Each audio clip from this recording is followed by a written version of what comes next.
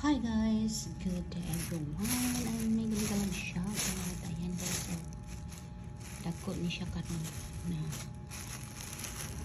mangosteen, avocado, ayan,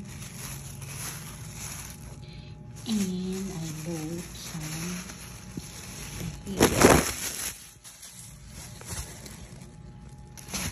kilo grapes, seedless grapes na 300 kilo dari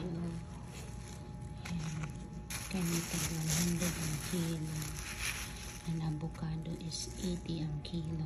Ayan, kaang tao fruits paminsan-minsan, ug ang sukli na ako kay walay sinsilyo, walay coins lara dos.